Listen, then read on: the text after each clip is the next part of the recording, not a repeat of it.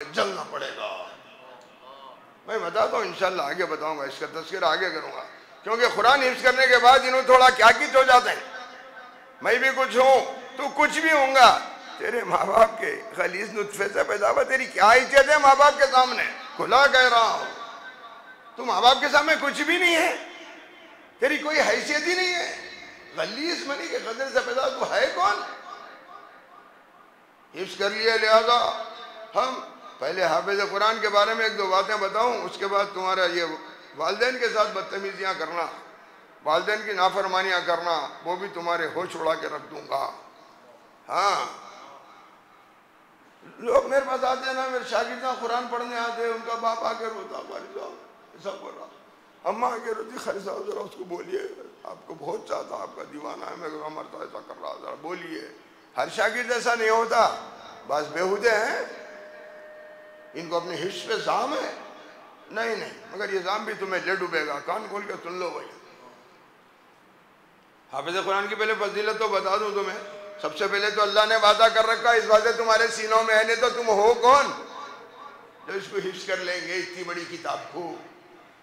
ہاں، چونکہ اللہ کا وعدہ ہے، اللہ اپنی زبان کی لاج رکھا ہوا ہے کہ میں نے کہہ دیا، بس برابر اس کی حفاظت تا قیامت کرتا رہوں گا. چھوٹے چھوٹے 5 سال کے، 7 سال کے، 3 سال کے بچے حافظ قرآن ہے یارو. ہاں، یہ ہے وہ اللہ کا کلام. فرمایا نبی کریم صلی اللہ علیہ وسلم نے، زین القرآن بحسن صوتکم فإن الصوت الحسن یزید القرآن حسنا. تم لوگ اپنی بہترین آوازوں سے قرآن پاک کو زینت دو. بے شک بہترین آواز قرآن پاک کے حسن کو دو بالا کر دیتی ہے. خوشیلانی سے قرآن پاک کو پڑھنا ہے، یہ نہیں کہ قرآن پاک کو خوشیلانی سے نہیں پڑھنا ہے، سادہ پڑھنا ہے، فلاں کرنا ہے. نہیں نہیں نہیں. ابو موسیٰ اشعری رضی اللہ عنہ بہت عمدہ قرآن پاک کے پڑھنے والے قاری قرآن تھے. وہ جب قرآن پڑھ کے تشریف لے جا رہے تھے، آپ صلی اللہ علیہ وسلم پیچھے سے تشریف لائے، پیٹھ تھپ تھپ آئے. آپ نے فرمایا ابو موسیٰ، تم جس وقت قرآن پاک کی تلاوت کر رہے تھے، امہات المومنین سن رہی تھی. انہوں نے ہاتھ پر ہاتھ مار کے کہا، یا رسول اللہ صلی اللہ علیہ وسلم، مجھے ذرا اس کا اندازہ نہ ہو گیا کہ اماں جانیں سن رہی ہیں. ذرا مجھے اس کا اندازہ ہو جاتا تو میں اور تغنو پیدا کر دیتا، یعنی اور دھوم مچا دیتا تھا. میں اپنی روح میں ایسی پڑھ لیا، ارے اماں جانا سننے تو تھوڑا اور دھوم کر دیتا تھا، زبردست پڑھتا تھا. ابو ہریرہ رضی اللہ عنہ کو اللہ کے نبی صلی اللہ علیہ وسلم نے فرمایا، اے ابو ہریرہ، تو قرآن سیکھ اور لوگوں کو سکھایا کر. اگر تو اس شغل میں رہے اور تجھے موت آ جائے، قرآن پاک کے پڑھنے پڑھانے والوں کا مقام دیکھو، اگر تو اس شغل میں رہے اور تجھے موت آ جائے تو فرشتے تیری قبر کی اس طرح زیارت کریں گے جس طرح لوگ بیت اللہ کی زیارت کرتے ہیں. سنیے، امام عاصم کوفی رحمۃ اللہ علیہ قرات کے بہت بڑے استاذ گزرے ہیں. انہوں نے فرمایا، اسی حدیث پاک نے کوفے میں مجھے درس و تدریس کے لیے 50 برس سے بٹھایا ہے. قرآن پاک کے پڑھنے پڑھانے والے کا مقام.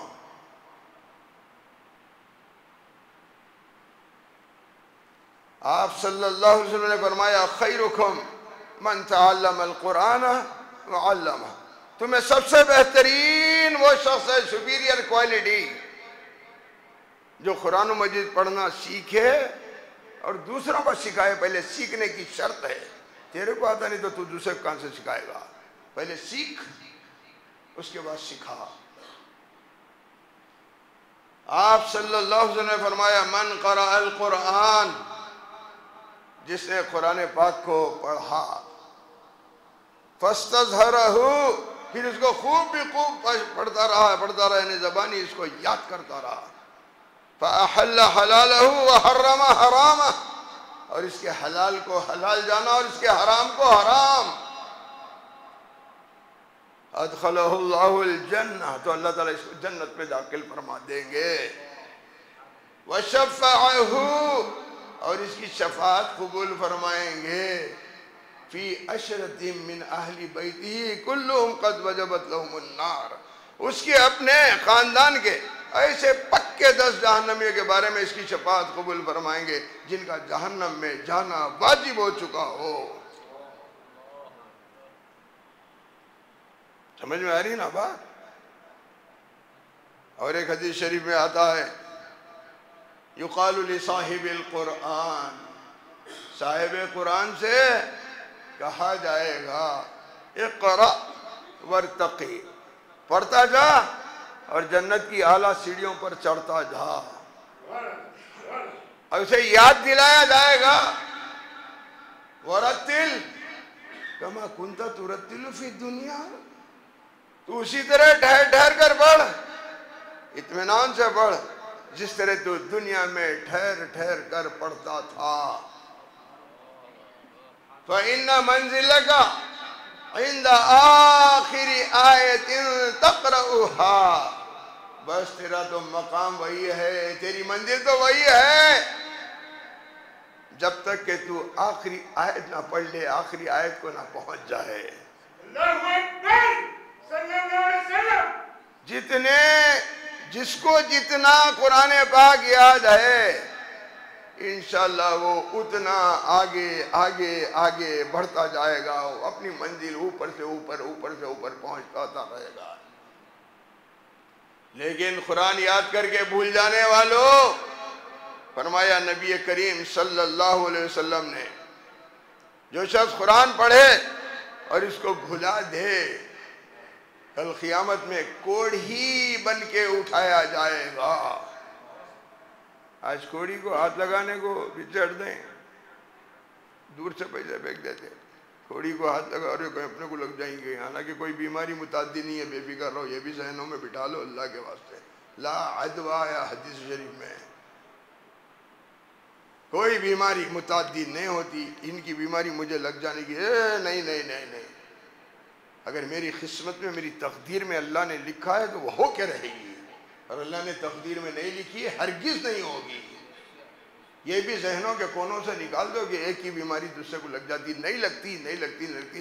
حدیث میں اس کی نفی آئی ہے.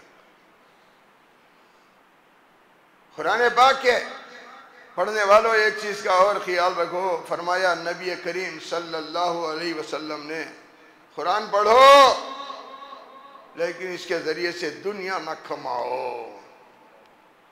قرآن پڑھو لیکن اس کے ذریعے سے دنیا نہ کماؤ.